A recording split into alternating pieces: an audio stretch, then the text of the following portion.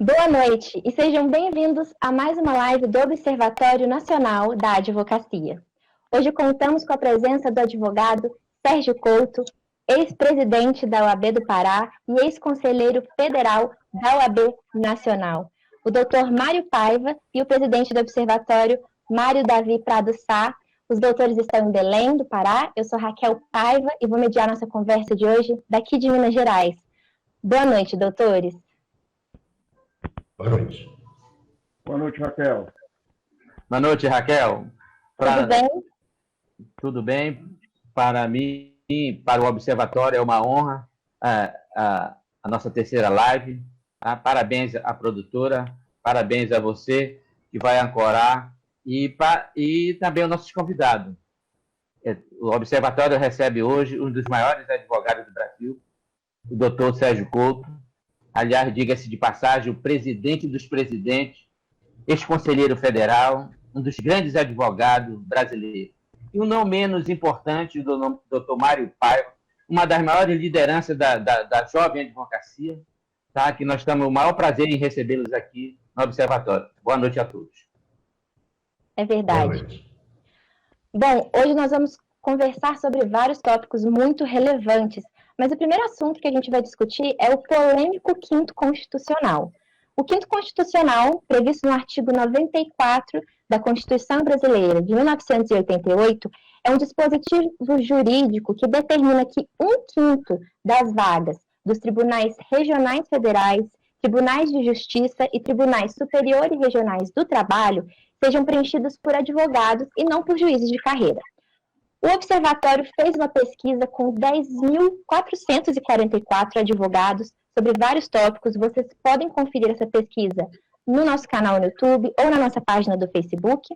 E nessa pesquisa, 48% dos entrevistados se declararam a favor do Quinto Constitucional e 52% se declararam contra. Doutor Sérgio, qual é a opinião do senhor sobre o Quinto Constitucional? Eu primeiro vou dar uma opinião sobre essa história de live. Eu acho que a língua portuguesa tem recursos suficientes para ao vivo. Por que a gente não usa, né? Ao vivo. Então, eu me revolto em algumas ao vivo que eu tenho participado até do exterior. Tipo, vocês ficam com o live e eu fico com o ao vivo, que é português castiço, né? Muito bom. O Quinto Constitucional, se eu estiver me alongando, porque advogado tem uma mania de falar demasiadamente, né? Você não hesite, viu, Raquel, em cortar. Né? A filosofia do Quinto Constitucional, na sua origem, é das melhores, né?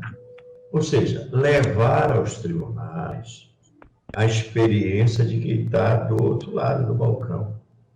É o primeiro juiz da causa, é o advogado que escuta o seu constituinte e que diz, segundo deve dizer o mandamento ético profissional nosso, olha, o que você está pretendendo é uma aventura jurídica, ou então o seu direito é bom, eu vou litigar a favor desse direito, vou lhe ajudar a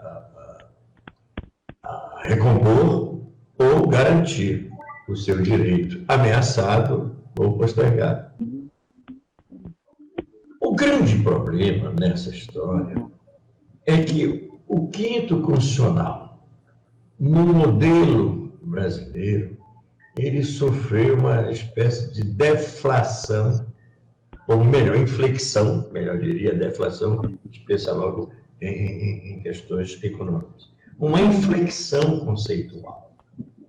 E passou a ser uma perseguição da aposentadoria indevida, quando, essencialmente, substancialmente, o Quinto Constitucional seria um veículo de informação da advocacia dentro do tripé essencial administração da justiça, para que a justiça soubesse ou saiba o que se passa no universo do Ministério Público, que é um órgão acusador, e da advocacia, que é um órgão defensor. Não existe justiça sem advogado. Pode até existir justiça sem Ministério Público, mas sem advogado não existe. Porque é o advogado que leva a pretensão do cidadão perante o juiz. Olha, este cidadão aqui está sofrendo um ataque a seus direitos. Então, nós precisamos repor. O Ministério Público é um órgão financiado pelo Estado, pago pelo Estado, e ele tem a função primordial de ser um fiscal da lei e um órgão acusador.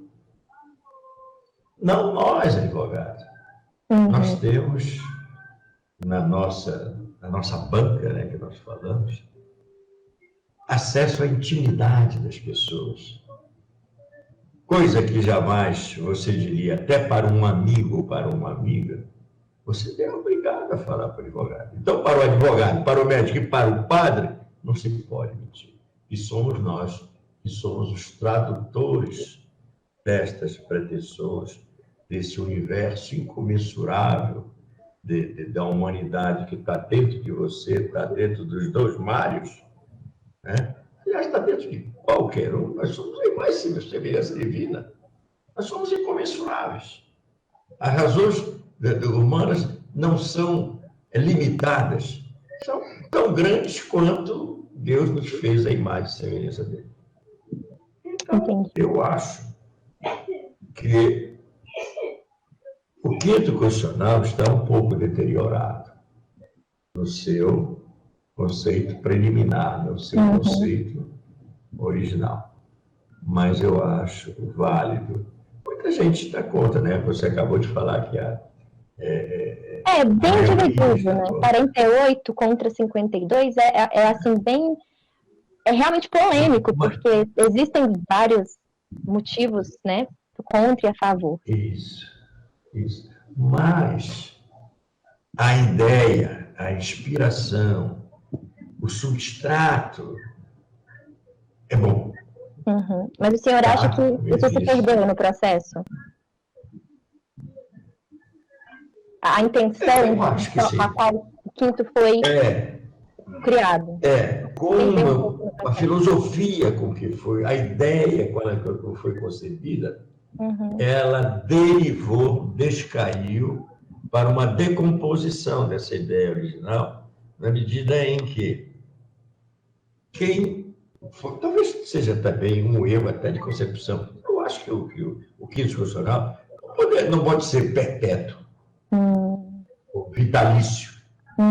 Tinha que ser, durante 4 anos, eu fui conselheiro do Conselho Nacional do Ministério Público, representando. Durante 4 anos, você vai representar a advocacia neste tribunal. No Ministério Público, você vai representar. Por quê? Primeiro, para você adquirir a, digamos assim, perpetuidade ou a vitaliciedade, que é um bom instituto protetor do judiciário, você tem que fazer concurso, como qualquer outro. O advogado que entra pelo quinto constitucional, digamos assim, ele não entra com concurso, ele entra por escolha dos seus pares, para então ele falar em nome da advocacia.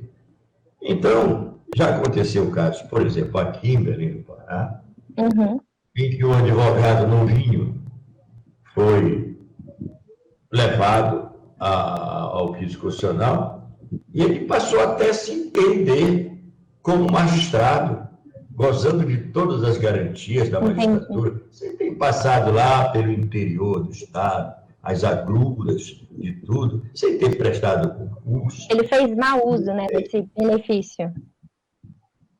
Às vezes até que se convenceu. Nós chamamos na advocacia que certos colegas nossos que ascendem a essas posições padecem ou passam a padecer de juizite. Eles acham que são juízes, deixaram de ser advogados, que lhe der profissão que lhe deu origem, e acham que são genuinamente juízes, quando na verdade não é isso. Eles têm uma missão a cumprir. Acredite, tem desembargadores, geralmente, nunca dos tribunais superiores, que não recebem advogados. Acham que já não são mais advogados, nunca foram advogados, e só estão ali porque, deixa eu desligar aqui que está dando uma mensagem, dispositivo será reiniciado para ser atualizado fora do horário, não sei, tomara que se eu sair do ar eu volto, viu? Aí vocês consideram o erro, tá? Realmente é bem polêmico mesmo. O que isso pode essa virar, discussão que está causando a aversão do advogado. Eu odeio esse cara está lá, ou essa cara, né? Está lá representando a advocacia e não está cumprindo o papel dele, está querendo ser mais juiz do que todos os juízes. Todos aqueles defeitos da rompância de alguns juízes, geralmente os incompetentes. O juiz que trata mal advogado é um incompetente. Ele tem medo do argumento do advogado. Doutor Mário Paiva gostou desse posicionamento. Qual é a opinião do doutor Mário Paiva sobre esse assunto, sobre o quinto constitucional? Bom, primeiramente, boa noite novamente, Raquel. Queria agradecer na pessoa do Prado Sal, o Observatório Nacional da Advocacia, cumprindo um importante papel de divulgar essa situação e questionar e botar ao público para que possa tomar conhecimento sobre os rumos, né, dessa situação do quinto constitucional.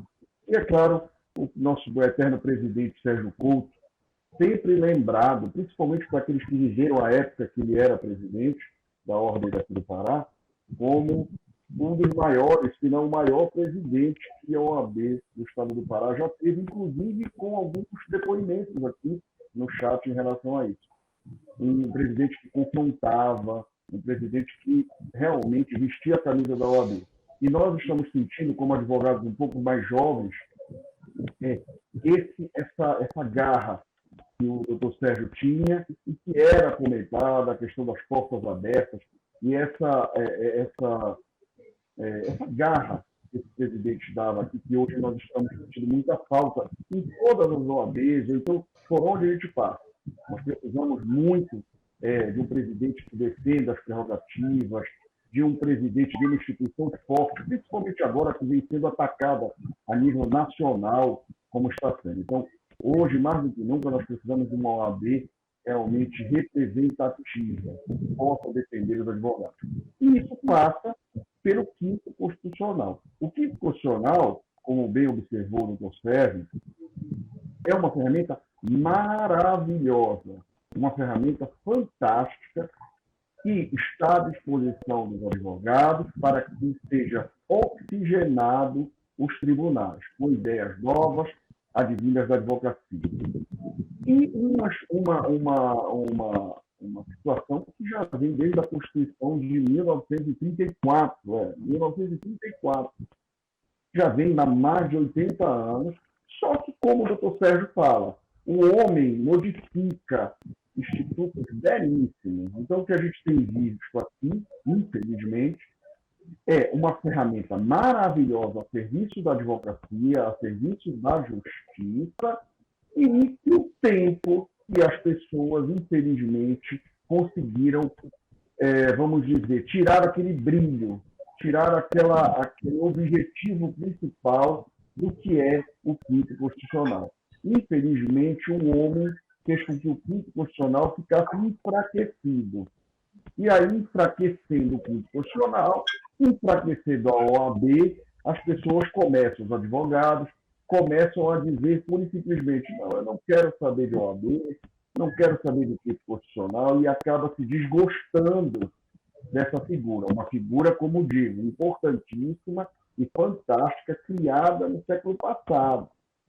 Então, assim, nós precisamos retomar os debates sobre o quinto constitucional e moldá-lo ao tempo.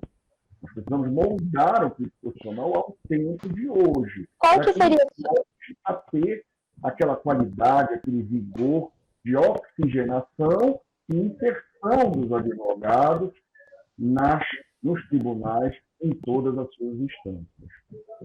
No caso, quando o senhor fala de remodelar e atualizar, qual você acha que seria a melhor proposta para fazer isso, doutor? Com certeza, a melhor proposta seria o ingresso desse advogado e algumas limitações, ou limitações maiores em relação a escritórios, em relação à própria advocacia, em relação a familiares que advogam. Então, nós precisamos montar mais proibições e mais para que aquela pessoa que ingresse no quinto constitucional não utilize esse quinto para benefício próprio ou benefício dos seus familiares, como infelizmente nós estamos vendo, inclusive em operações recentes da Polícia Federal, que tem desprestigiado a OAB a nível nacional, como nós vimos agora esta semana, operações da polícia que linkam, que tentam achar combinações de escritórios de advocacia com filhos de vice-governadores, uma coisa que já vem há muito tempo a imprensa noticiando. Uma situação que nós precisamos vetar, porque isso desprestigia o quinto e traz também uma vontade de alguns colegas de extinguir esse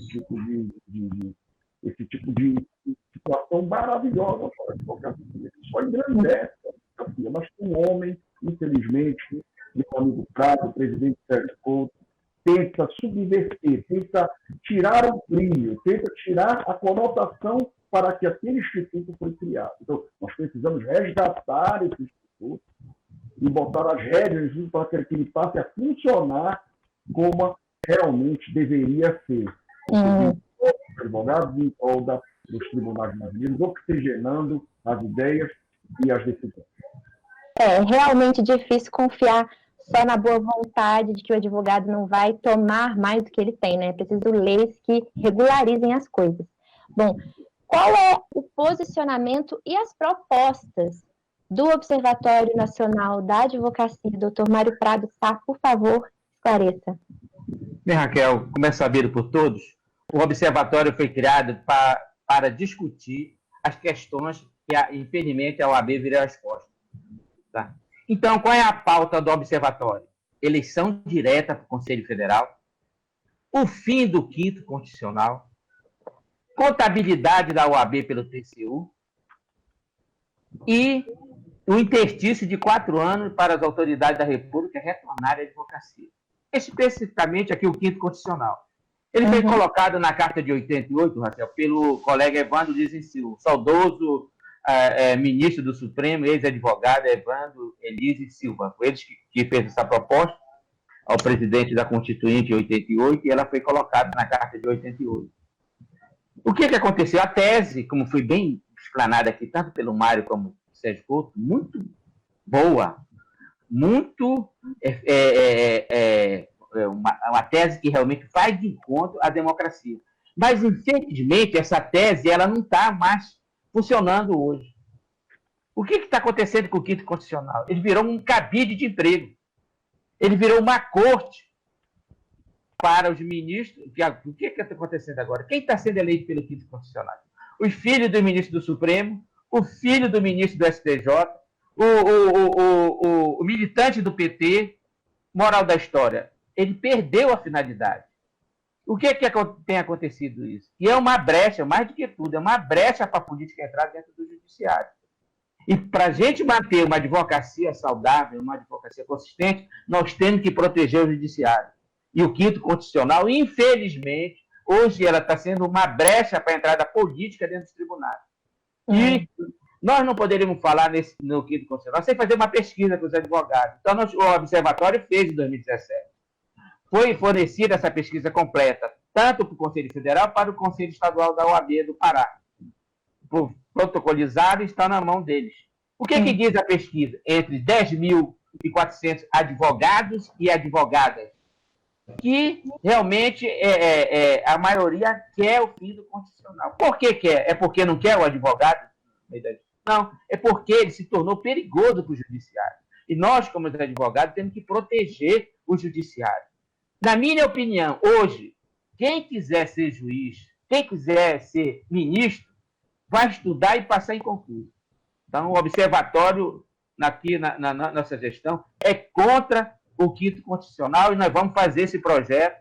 O observatório está colhendo, discutindo, vamos discutir com todos, a sociedade, fizemos uma pesquisa, vamos fazer o projeto do observatório para protocolizar no Congresso Nacional, o presidente do Senado dar início ao processo, tanto dessa proposta do fim do quinto, quanto da proposta para a escolha do Supremo, que nós vamos, é o próximo assunto que nós vamos discutir.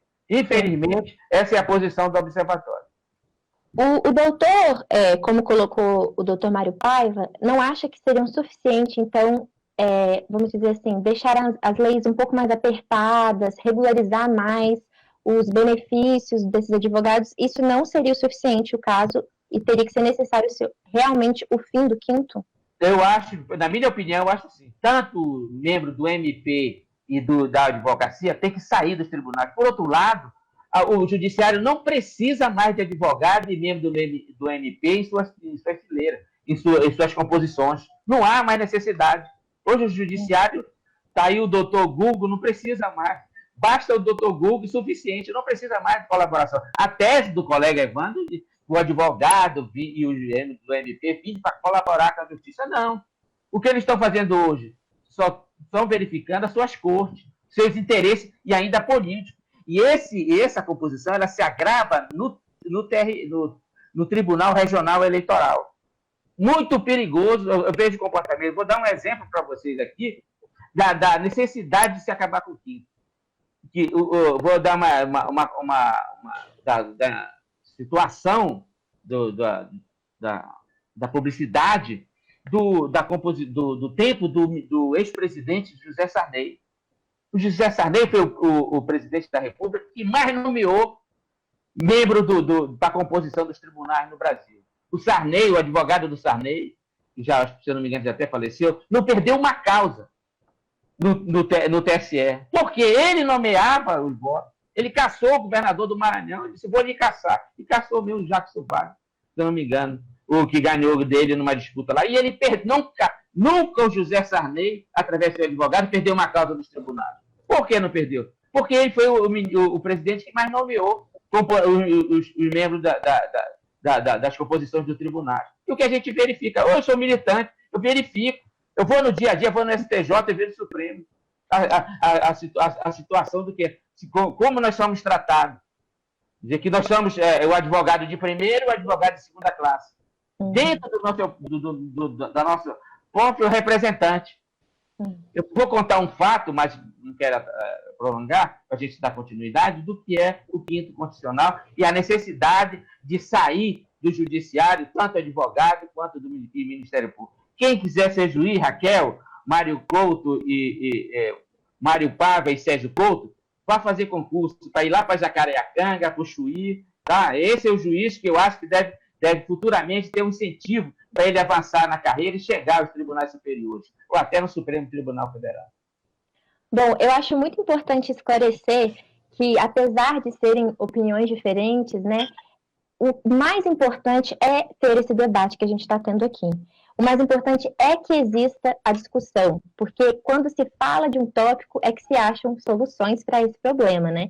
E é essa a principal proposta do observatório, que eu mais admiro, que é justamente levantar o debate. Então, a gente convida você que é advogado e está assistindo a nossa live a ser mais ativo nas discussões, né? Se propor discutir mais e realmente para que a sua voz seja ouvida.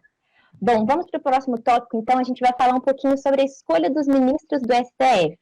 Mas antes, uma pequena explicação para quem está assistindo e não entende muito bem por que é tão importante falar dessa escolha. O Supremo Tribunal Federal é a mais alta instância do poder jurídico brasileiro.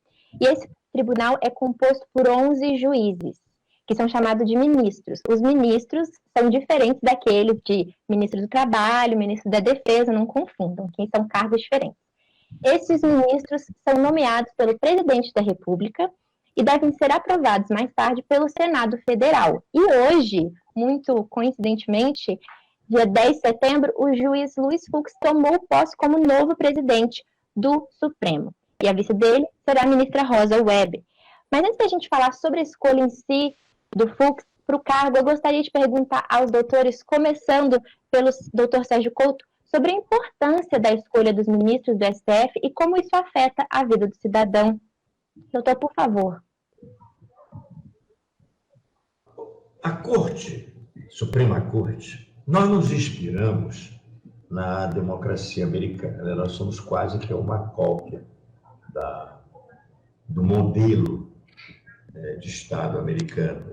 E também seguimos o modelo constitucional da magistratura. A Corte Suprema é uma corte que diz o que acha que a Constituição deve dizer. Uhum. Isso tem muitas oposições no mundo, né? E é bastante poder. Exatamente. Dizer 11 ministros, dizer o que deve dizer, ou que supõe dizer que diga a Constituição, que é destinada, por exemplo, no Brasil, a mais de 220 milhões de habitantes. Né? Então, esse é Peter Haber, ele diz que nós devemos criar em qualquer lugar do mundo a cultura dos intérpretes da Constituição. É você, é o Mário, Davi, é o Mário Paiva, em suma, todos que estejam nos ouvindo. Mas o modelo americano é um modelo puro, ou seja, ele interpreta a Constituição. Os ministros que lá vão, para lá vão, ficou meio esquisito, né? Lá vão, para lá vão.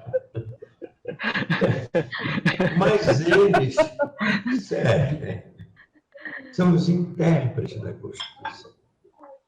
Aqui no Brasil, acho que por uma fatalidade, meu Deus, que ninguém sabe explicar, as coisas derivam das suas origens puras. O Supremo Tribunal aqui, na verdade, é o último grau de jurisdição. Você até falou aí. É a mais alta corte, Por quê? Porque o Supremo, que deveria ser só intérprete da Constituição, ele julga caso de briga de marido e mulher, de habeas corpus, de político ladrão. Quer dizer, degeneraram, não vou ser tão rigoroso nessa expressão, mas eles conseguiram desnaturar a essência do papel do Supremo. Lá nos Estados Unidos, o Supremo é um retrato da conjuntura, digamos, política de lá. Lá no Suprema Corte, por exemplo, aliás, outro dia estive falando isso numa das redes sociais, o juiz da Suprema Corte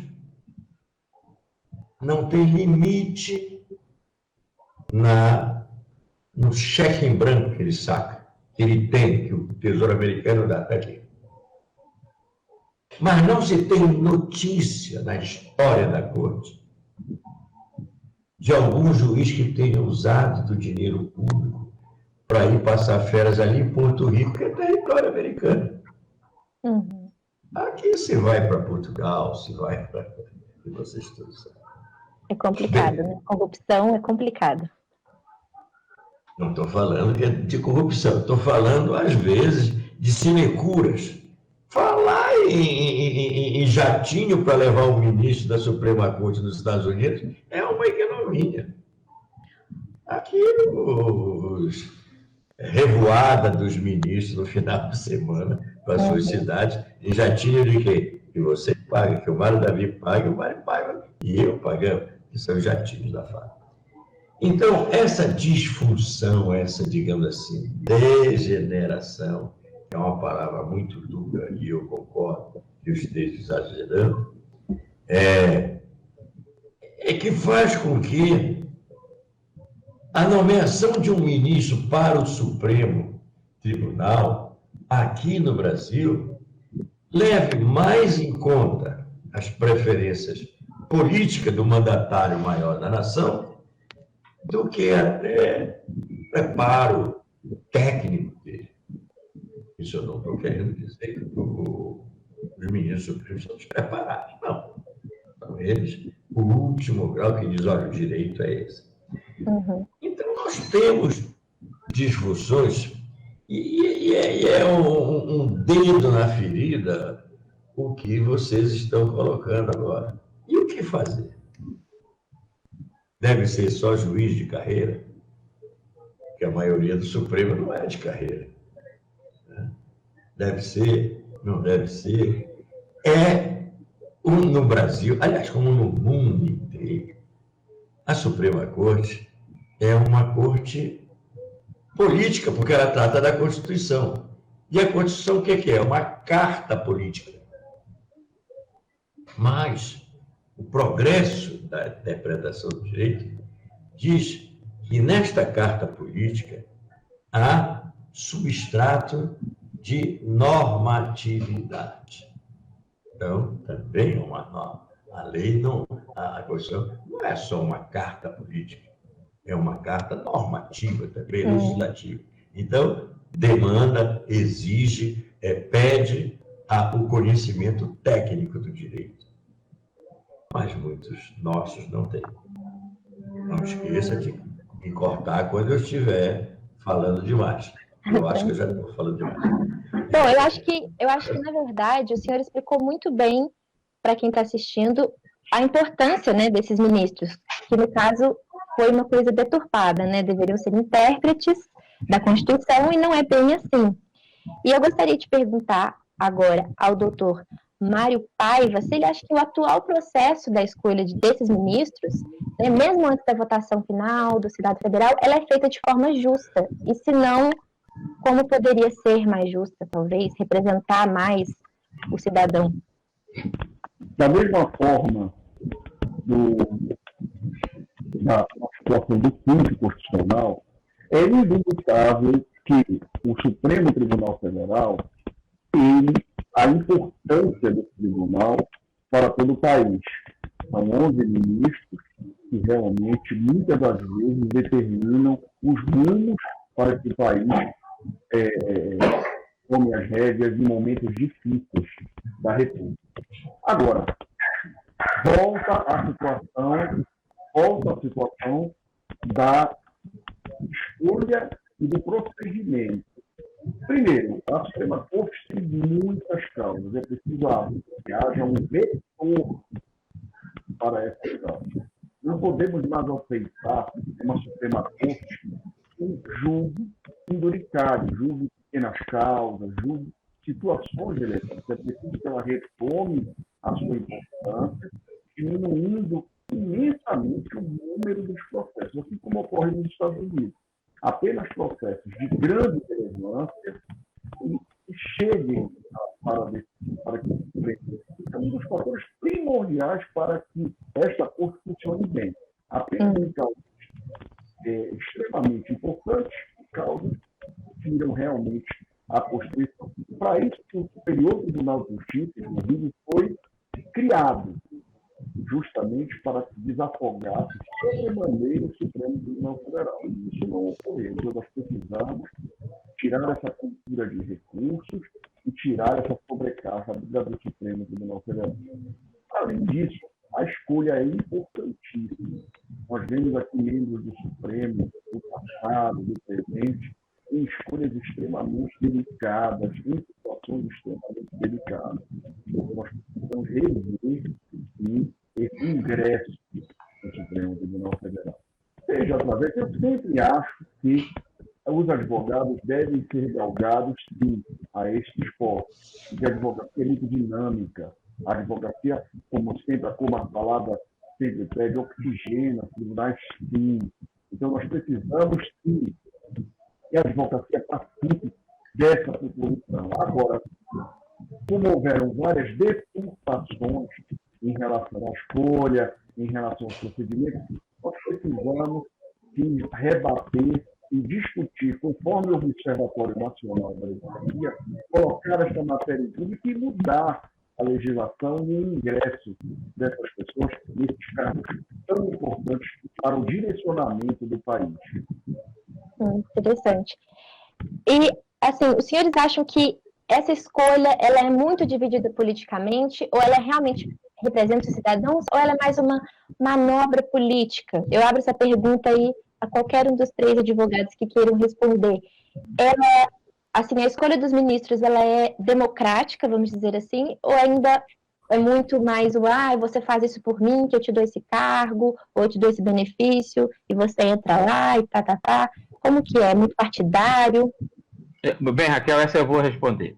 Uhum. Na realidade, o Observatório tem uma proposta. Porque o que acontece? Em primeiro lugar, eu queria esclarecer a importância da nossa Suprema Corte. Nós temos uma das melhores, para mim, eu acho, a melhor Suprema Corte do mundo é a do Brasil. Altamente capacitada, altamente estruturada. Hoje, realmente, o Supremo ele tem tudo na mão. Então, essa parte nós temos que ver. Nós temos que nos orgulhar de ter uma Suprema Corte no nível do Supremo Tribunal Federal. Tá? E da importância dela para os brasileiros, para os nacionais. Olha, Raquel, eu vou te dar a importância do Supremo.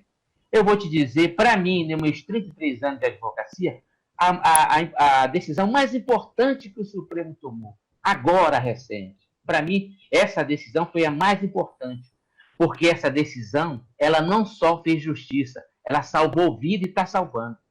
Qual foi a decisão?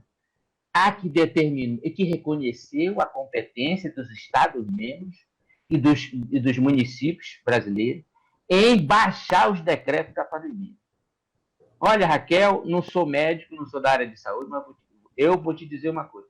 Se o Supremo não tivesse baixado, não tivesse reconhecido a autonomia dos Estados-membros e dos municípios em baixar o decreto da pandemia, eu te garanto, hoje nós estamos quase 110 mil mortos, se eu não me engano. Nós estaremos conferindo aqui 300 mil mortos no Brasil, porque o governo federal virou as costas para os brasileiros. O presidente da República colocou um paraquedista no Ministério da Saúde. E um vírus altamente letal para a sociedade, altamente despreparado, uma saúde totalmente esfacelada. Eu, particularmente, acho que os governadores estão de parabéns. Tá? Todos os governadores de São Paulo, do Pará, do Rio de Janeiro, que foi o pior deles todos, mas mesmo assim, eles salvaram o Rio. Tá? Com toda a coisa dos governadores, mesmo assim, eles salvaram o Rio. Se eles tivessem trabalhado, tivessem estruturado, vou dar um exemplo, como foi o de São Paulo, como é o Dória, como foi o do Rio Grande do Sul, como foi o do Maranhão, como foi o do Pará, até o do Pará se saiu muito bem, por todos os problemas que houve aqui, eles salvaram vida. Então, o Supremo, para mim, nós temos que homenagear a nossa Suprema Corte. Nós temos que reconhecer que nós temos uma Suprema Corte, uma das melhores do mundo. Porém, a entrada dos ministros nessa corte não é republicana. Então, não podemos admitir, Raquel, que um potencial do ministro da nossa Suprema Corte, o poder que tem um homem desse, ser escolhido porque se apaixonou pelo presidente da República, porque ele é evangélico, ou pela uma socialite indicou, ou porque ele foi chorar na porta da cadeia com seu currículo para conseguir a sua nomeação. Tá? Nós não podemos ter isso na nossa democracia. Isso é ruim para a República. Entendeu? E o papel, eu lamento aqui, porque quem deveria estar discutindo esse assunto é a Ordem dos Advogados do Brasil, o Conselho Federal, que faz 10 lives, 40 lives por mês, não tem coragem de colocar os assuntos da República. Então, o Observatório está fazendo todos os assuntos importantes não só para a nossa democracia, não só para a República, mas para a nossa democracia. Nós temos que e nós temos uma proposta. Nós vamos encaminhar essa discussão, nós estamos abrindo, nós fizemos uma pesquisa, nós temos uma PEC pronta e que nós vamos levar para o Senado Federal, para dar início ao presidente do Senado, Davi Alcolumbre, dar início, que já tem outras propostas lá, juntar a nossa, de escolha do ministro do Supremo. Porque o que nós estamos vendo, o que é mais grave agora, vários ministros, vários juízes, várias autoridades da República se em plena campanha para conseguir a vaga do decano do ministro Celso de Mello. Até decisões de processo, operações para aparecer para a mídia, para se habilitar, para ser escolhido pelo presidente. Nós não podemos. Isso é grave na Constituição. E o Observatório tem uma proposta. Aí Mário e Sérgio Couto, aí eu sou a favor. A Raquel já me perguntou uma vez, doutor, por que a escolha do Supremo Federal o advogado tem que entrar? Porque aí, Raquel, não é como os tribunais superiores, os tribunais regionais. A Suprema Corte ela tem que ter as melhores cabeças do país. Ela não pode ser só de uma classe, ou do Ministério Público, ou da OAB, ou do Judiciário, não. Aí não. Nós temos que ter as melhores cabeças pensantes, as melhores autoridades no direito, para se discutir a Constituição. Tá? Essa é a nossa proposta. Qual é a proposta do Observatório? Cada instituição apresenta o seu candidato. A OAB apresenta 3 candidatos, Judiciário 3 candidatos e o Ministério Público apresenta 3 candidatos. Logicamente, com seus processos internos. Encaminhe o ofício dos seus candidatos ao CNJ. O CNJ recebe os novos candidatos, faz o filtro, escolhe 3 e manda para o Senado Federal. Ou então manda a lista dos 6, pode ser até 6, para o Senado aprovar. O Senado faz a oitiva, interpela, ouve os candidatos, escolhe um. Aí sim, se ele não for escolhido, a lista prossegue, que foi feita no CNJ, no Conselho Nacional de Justiça, até chegar a escolha de um candidato. Escolher o candidato, manda para o presidente da República fazer apenas o ato de nomeação. Essa é a diferença. Apenas o ato. O presidente não escolhe mais. Ele apenas faz o ato de nomeação. Agora sim. Agora nós temos uma escolha republicana para a nossa Suprema Corte. Mas aí, tu me diz, doutor, será que isso vai ser resolver? Não sei, eu não posso dizer. Mas pelo menos nós demos uma escolha republicana. O que os ministros vão fazer depende do caráter de cada um. Então, esse é o nosso compromisso da nossa democracia, da nossa república, com o judiciário, com a advocacia, com o Ministério Público e com os nacionais. Tá, Raquel? Essa é a posição do Observatório.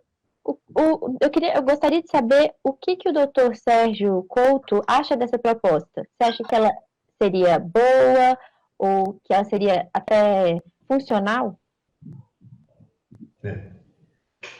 Se nós resolvêssemos todos os nossos problemas com estalar de dedo, assim como o Mário Davi acha que seria excelente. Olha, eu sempre fui contra a interferência do poder estranho na administração do judiciário. Uhum. A proposta do Mário retira do executivo, que é o principal articulador da composição do judiciário tanto é que depende sempre da nomeação, exceto nos tribunais de justiça, do executivo.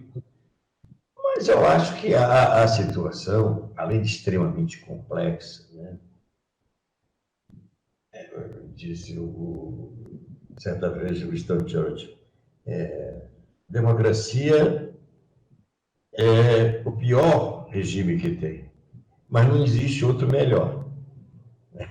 Então, até agora, eu não tenho... É interessante a proposta do Mário Davi. Observatório, a proposta do Observatório que já passou no crivo. Ou então do Observatório, desculpe. E ela está aberta. Ela está aberta para discussão, para proposta, para aperfeiçoamento. esse tipo de discussão que você está fazendo, Raquel, estimula o debate. E aparece alguém aí, às vezes é muito comum em debates públicos, aparecer alguém que resolve o problema. Conta-se que o Teorema de Fermat, que passou 350 anos para ser resolvido, foi resolvido, era tanta festejo, até que um dia o cara perguntou, para que serve isso aí? Aí todo mundo ficou olhando para o lado. Até que apareceu um cara de lá e disse, olha, se não tivéssemos estudado para resolver esse problema, nós não conheceríamos a álgebra moderna. Então, esta solução pode em si ser uma inutilidade, mas o que se estudou para chegar a ela é de grande utilidade. Então, nós temos que colocar em debate até que apareça um cara que diga, olha, é isso aí. Nós estamos debatendo anos e anos e anos, mas a solução é essa. Eu não tenho essa solução. E nem ser a favor, nem contra. De fato, eu acho que... Não, mas eu concordo muito. Acho que, de fato, o debate é primordial nessas situações, né? Porque é o que faz a democracia, sendo ela quebrada ou não. Doutor Mário Paiva, qual é a opinião do doutor? Bom, eu acho que deve ser mantido. Eu acho que a principal importância realmente é a questão do debate e que o Supremo Tribunal Federal deve manter a sua independência. Assim como Montesquieu separou os poderes, eu acho que os poderes devem continuar independentes. O que a gente vê hoje, como bem observou o presidente Sérgio Couto, é justamente essa situação, uma interferência terrível de um poder no outro. Eu acho que deve fortalecer a escolha e também o preparo das pessoas que são escolhidas para o Supremo Tribunal Federal e também evitar esse excesso de intromissão em um poder e o outro. Eu acho que as medidas e os debates devem ser pautados nesse sentido. Muito bom. Doutor Mário Prado Sá, o senhor acha que essa proposta poderia fazer isso, né? Dividir mais os poderes? Você acha que é uma solução para tentar colocar cada um no seu lugar? Vamos dizer Pelo menos, logo de saída, nós vamos eliminar qualquer aventura do Supremo Tribunal, como está acontecendo. O que foi que o presidente da República acabou de dizer? Que ele quer um ministro do Supremo terrivelmente evangélico. Com a nossa proposta, o presidente vai dizer que quer isso ou quer aquilo. O presidente que saiu agora do STJ, o presidente falou, amor à primeira vista. E toda a imprensa levantou com a decisão que ele deu em conceder aquela, apesar da crítica da imprensa de ter concedido aquela liberdade, aquela prisão domiciliar para aquela senhora que estava foragida. Eu, particularmente, a decisão em si, ela foi um avanço para a justiça. Aquela decisão do ministro do STJ que concedeu para aqueles dois, um fugitivo e um que dava uma prisão domiciliar, que a crítica caiu em si. Mas, segundo a informação, disse que aquela decisão tinha segundas intenções. Ele estava se habilitando para ser um dos candidatos a ser ministro do Supremo. Tá? A decisão em si, ela foi muito importante. Porque, na realidade, tem muitas pessoas que, apesar de serem foragidas, mas a prisão pode ser injusta. E aí, uma decisão, um habeas corpus, uma prisão domiciliar, um habeas corpus preventivo, tem cabimento no nosso ordenamento jurídico. Então, ela não foi, para mim, ela foi um avanço. Mas, segundo a Folha de São Paulo, diz que o ministro só concedeu, porque ele negou realmente 700 pedidos igual àquele, na pandemia agora. Inclusive, aí eu posso dizer que até a minha banca fez um pedido para um índio que está preso, e nós argumentamos, juntamos a documentação desses índios, da etnia Pember, da necessidade de liberar esse índio, de conceder uma prisão domiciliar, e esse ministro negou. Entendeu? Então, o que diz a imprensa? Que esse ministro se habilitar, aquela decisão foi para se habilitar a um dos candidatos à escolha do ministro do Supremo. Então, com a nossa proposta, Nós eliminamos essas aventuras.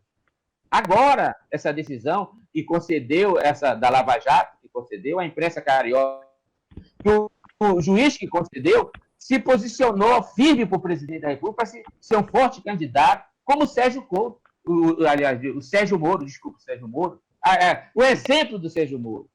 Nós vamos trazer, eu já estava passando, esqueci do Sérgio Moro.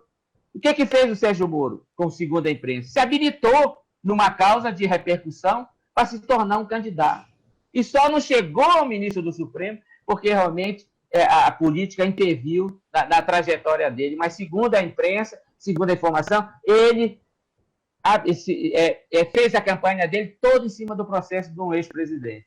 Entendeu? Então, esse fato de habilitação, de atuar dentro dos processos para se habilitar um cargo, nós vamos eliminar logo de saída, porque cada um vai ter que se passar no filtro, e essa que nós temos que criar filtro para a escolha do ministro do Supremo. O ministro do Supremo ele não pode ser a livre escolha do presidente.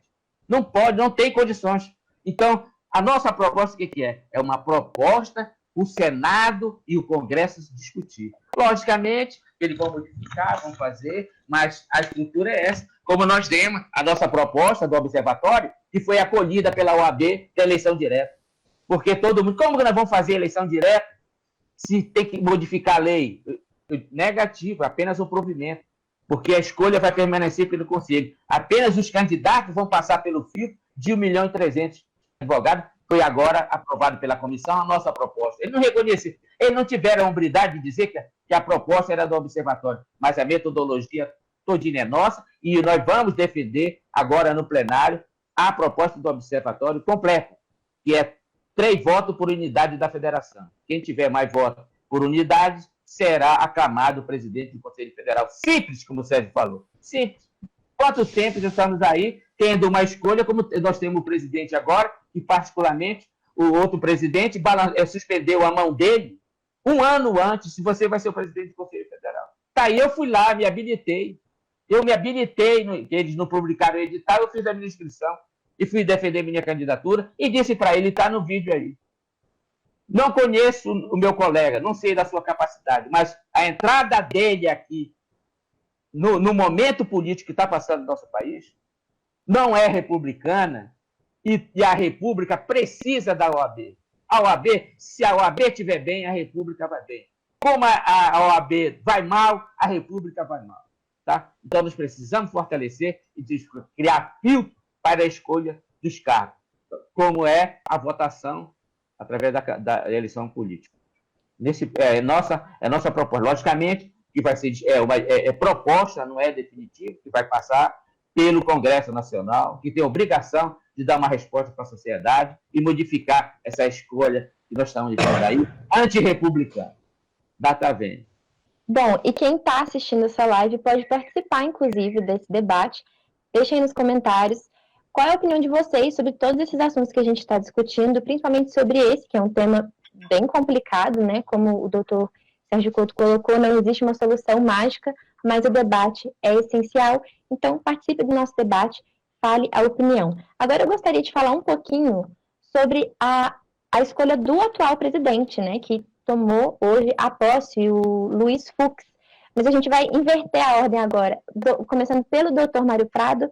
Você já até falou, né, que achou, assim, qual a palavra? Eu esqueci a palavra que você usou, mas você falou assim, que não era certo que ele assumisse, porque já há 1 ano atrás, o presidente Jair Bolsonaro estava compactuando com ele. É isso mesmo, na sua opinião? Não, eu particularmente, quanto ao Fux, o ministro Fux, eu desejo que ele faça uma grande administração, junto com a ministra Rosa Weber, que eu conheço pessoalmente, é uma das melhores referências a ministra Rosa Weber, atual do Supremo Tribunal Federal, e eu dei particularmente desejo que ele faça uma grande administração no Supremo, melhor do que o que saiu. Tá? E eu, como advogado, como cidadão brasileiro, eu desejo ao presidente do Supremo Federal, ministro Luiz Fux, que ele faça uma grande administração no Supremo. Eu, particularmente, tenho vários assuntos com o ministro Fux inclusive eu já entrei com uma ação de exceção de suspensão contra ele, mas eu não quero levantar porque eu não quero sair do processo, é um processo, nós estamos discutindo, eu tenho algumas deferências contra ele. Mas eu, particularmente, eu desejo que ele faça uma boa administração e que ele seja muito feliz no Supremo Tribunal Federal. Eu desejo do Observatório. E que ele me conceda a tribuna, agora que nós vamos discutir com o amigo Oscuri, na ação que vai discutir a contabilidade da OAB pelo TCU. O Observatório se habilitou, como amigo Oscuri, e nós vamos para a corte defender a nossa tese aqui do Observatório. Então, que ele seja, tanto ele quanto a vice, seja muito feliz na frente do Supremo, tá? E que eleve a nossa Suprema Corte do jeito que ela merece. Eu gostaria também de saber a opinião do Dr. Mário Paiva sobre o atual presidente que assumiu hoje. Bom, a minha opinião é que ele, com um trabalho que vem desenvolvendo ao longo dos anos, um profissional técnico, um profissional extremamente competente, consiga realmente equilibrar o Supremo Tribunal Federal e dar a resposta daquela corte à sociedade como merece. E, principalmente, ouvir o observatório nos seus questionamentos e até, quem sabe, Mário, uma audiência para você, para o observatório, no sentido de verificar as demandas do observatório e as sugestões do observatório para que possa haver um aprimoramento das instituições no que concerne ao Supremo Tribunal Federal. Mário, eu tenho um pedido para o ministro Fux. Eu tenho um pedido, usando a nossa prerrogativa, a minha legitimidade extraordinária, eu vou pedir para o ministro do Supremo que proíba qualquer nacional de ir no judiciário brasileiro sem um advogado. O presidente do Supremo não pode receber o presidente da República com um monte de empresários sem seus advogados. A ministra não pode fazer uma audiência 10 da noite com seus governadores sem seu advogado. Qualquer autoridade que se dirige ao Supremo, ao STJ, qualquer tribunal aqui do Pará, tem que ir com seu advogado. E se for questão constitucional, ele tem que ser recebido lá no plenário. Nenhuma autoridade, nenhum vereador, deputado, senador, pode ir no judiciário sem seu advogado. Isso é, antes de tudo, reserva de mercado da nossa profissão. O que é que acontece hoje? A gente vê a advocacia administrativa. Eu falei com um senador em Brasília. Digo, olha, senador, eu vou lhe dizer uma coisa. Se um dia eu lhe pegar aqui, indo nos gabinetes dos ministros, levando as demandas do Pará aqui, se eu ser advogado, eu vou lhe dar voz de prisão. Porque isso é advocacia administrativa. Tá? Isso é prejudicial à minha classe. Entendeu? Isso não pode acontecer. O cidadão só pode ir no judiciário com seu advogado. Tá? O juiz postulante tem que ser banido. Entendeu? Nós estamos com 1.300.000 advogados aí para sobreviver, passando a maior dificuldade que a advocacia está passando hoje. E nós não podemos ter essa fase. Eu vejo aí os tribunais criando vários serviços, aí se apresenta o advogado. Agora a Justiça Federal baixou um decreto para fazer os pedidos e ele ainda botou lá, não precisa trazer advogado. Data vênia, senhores. Ninguém pode ir, e o nosso presidente ficou calado, não foi lá. Ninguém pode ir no judiciário sem ser o advogado. Até para pedir para falar, tem que estar com seu advogado lá. Os ministros, os juízes, os desembargadores, não podem receber em seus gabinetes as partes sem seus advogados. É isso que a OAB tem que lutar, que nós temos que lutar pela nossa classe. Então, esse é meu pedido para o ministro Fux, como presidente do Supremo e presidente do CNJ, que ele proíbasse um provimento proibindo qualquer autoridade de ir nos gabinetes, ir no tribunal, e que os ministros, que os juízes não recebam ninguém sem seus advogados. Esse é o meu pedido que eu vou fazer.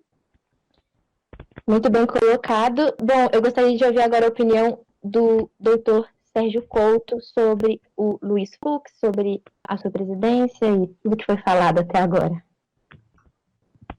Em primeiro lugar, eu conheço só de nome o grande Fux. Do que eu sei, é um ministro muito preparado tecnicamente. Mas ninguém sabe o que ele vai fazer. Ninguém sabe se ele vai ser um bom ou um péssimo presidente. Certa feita, aqui em Belém do Pará, tomou posse o presidente do tribunal. E olha, vamos premiar, mandar uns votos de congratulações para o novo presidente do tribunal de justiça de um negativo. A gente tem que fazer isso para o que está saindo ou quando um novo sair, porque está para avaliar. No momento não temos como avaliar. O Mário Davi Prado Sá e a organização que ele representa, e com muito combatividade, ele tem aspirações, pretensões, sonhos. Mas isso não quer dizer. Eu desejo que ele seja bem sucedido. Eu desejo que ele cumpra seu dever. Cumprindo o seu dever, para mim é o suficiente. Eu não quero que ele seja o super presidente. Eu quero só que ele seja o presidente. Ou seja, conduza-se como pessoa e como presidente dentro da lei, cumprindo a Constituição e defendendo a ordem jurídica brasileira. Essa é a minha opinião. Muito bem colocado. Bom, infelizmente, nosso tempo está chegando ao final, já faz 1 hora que a gente está conversando, né? O tempo passa rápido. Mas, como eu disse, eu gostaria de convidar todos que estão assistindo a participar desse debate, comentando, entrando em contato com o Observatório. E agora eu convido os doutores a fazerem suas colocações finais, por favor, de forma breve, porque a gente já está com o tempo contado. E, por favor, doutor Sérgio Couto, faça as suas últimas observações e se despeça do público. Muito obrigado. Breve.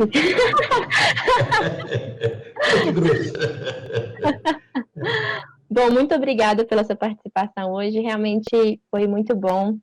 Acho que todo mundo aprendeu muito com as suas colocações e a sua experiência. Muito obrigada. Doutor Mário Paiva, por favor. Bom, muito obrigado pela participação, pelo convite do Observatório Nacional da Advocacia em colocar essas questões tão importantes para todos os ouvintes e ao público que ainda vai ter condições de ouvir, porque esse programa é gravado. Obrigado ao presidente Sérgio Couto, obrigado ao presidente Mário Prado Davi e obrigado pelo convite. Boa noite a todos. Muito obrigada, doutor. O doutor Mário Paiva, inclusive, essa é a segunda vez que ele está com a gente. A gente tentou fazer essa live há um tempo atrás, mas ela deu errado por problemas técnicos. Eu agradeço muito a sua persistência por ter voltado e ter novamente estar aqui com a gente para esclarecer essas coisas, esses fatos, esses debates, essas opiniões polêmicas, que são muito necessárias, né, à democracia. Doutor Mário Prado, por favor, se despeça do seu público, faça as observações finais do Observatório. Primeiro, eu queria agradecer ao Sérgio. O Sérgio realmente foi a grande ênfase aqui da live. Deu uma legitimidade, deu uma força com a sua inteligência, com a sua experiência de advogado. Foi muito, Sérgio, muito obrigado, cara. Muito obrigado. Já me lá atrás, uma fase que tu disse na escolha do conselho, tu falou, esse aqui é do candidato. Eu quero que ele seja conselheiro. Tá? Eu te agradeço. Ao Mário Paiva, pela persistência. Nós passamos aqui uma dificuldade técnica que não foi fácil, né? Viu, Mário? Muito obrigado. E foi importante para o Observatório.